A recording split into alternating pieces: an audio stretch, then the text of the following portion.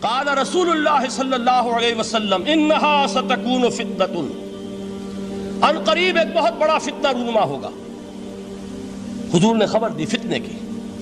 حضرت علی فرماتے اس پر میں نے عرض کیا، قلت، میں نے عرض کیا مل مخرج منہا یا رسول اللہ، اے اللہ کے رسول اس سے نکلنے کا راستہ کون سا ہوگا؟ دیکھیے یہ لکھا ہوا ایگزٹ، نکلنے کا راستہ، اور عام طور پر آپ نے دیکھا ہوگا بڑے ہالز میں یہ سرخ روشنی ہوتی ہے، اس میں اس کا اہتمام کیا جاتا ہے کہ اگر خدا نہ خواستہ کوئی حادثہ ہو جائے لوگوں کو معلوم ہو نکلنے کا راستہ کون سا، یہ مخرج ہے۔ حضور نے خبر دی کہ فتنہ ہوگا۔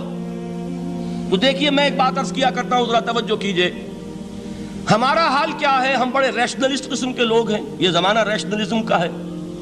اگر ہم ہوتے تو کیا پوچھتے؟ وہ فتنہ کیا ہوگا، کیوں ہوگا، کہاں سے آئے گا؟ ہمارے سوال یہ ہوتے ہیں، کب آئے گا، کیوں، کہاں، کب، کیسے؟ ان سب کی حیثیت علمی سوالات کی ہے۔ بھائی کب آئے گا ایک علم ہے، کیسے آئے گا علم ہے، کہاں سے آئے گا علم ہے، لیکن اصل جو عملی اعتبار سے اہمیت والی شے ہے، بچاؤ کا راستہ کون سا ہوگا محمد الرسول اللہ، یہ بتائیے ہم۔ مل مخرج منہا یا رسول اللہ، حضرت علی نے یہ نہیں پوچھا فتنہ کیا ہوگا، کہاں سے آئے گا حضور، کیوں آ جائے گا، کب آ جائے گا، نہیں، مل مخرج منہا یا رسول اللہ، اے اللہ کے رسول یہ بتائیے کہ جب وہ فتنہ رونما ہوگا تو نکلنے کا راستہ کون سا ہوگا؟ اس کا جواب ہے، ارشاد فرمایا محمد رسول اللہ نے، کتاب اللہ، اللہ کی کتاب ہے وہ مخرج، یہ کتاب ہے کہ جس کو تھامو گے تو فتنوں سے محفوظ رہو گے۔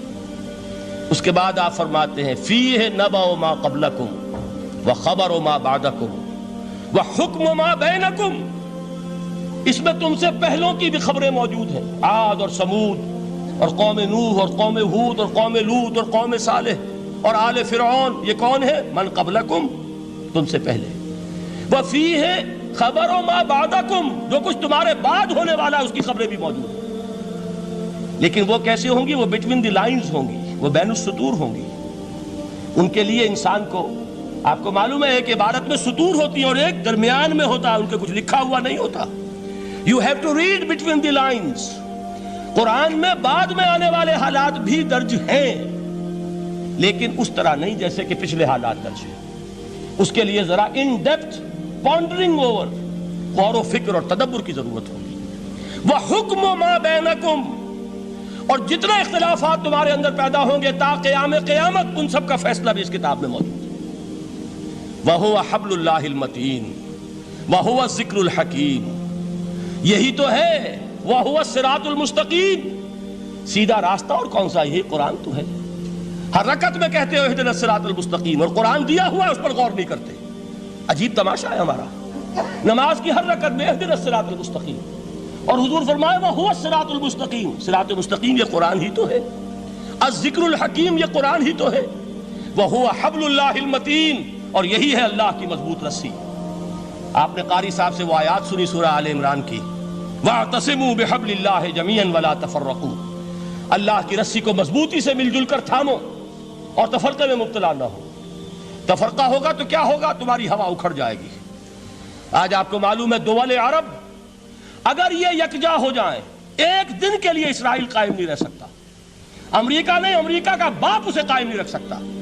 اگر امت عرب ہی جمع ہو جائے، عالم اسلام تو بڑی شے ہے، جو وسائل ان کے پاس ہیں، جو اللہ تعالیٰ نے ان کو نعمتیں عطا فرمائی ہیں، لیکن افتراق، انتشار، اختلاف، جتھے بندی، گروہ بندی، دھڑے بندی، اس نے اسرائیل کا خنجر ان کے سینے میں پیوست کیا ہوا ہے۔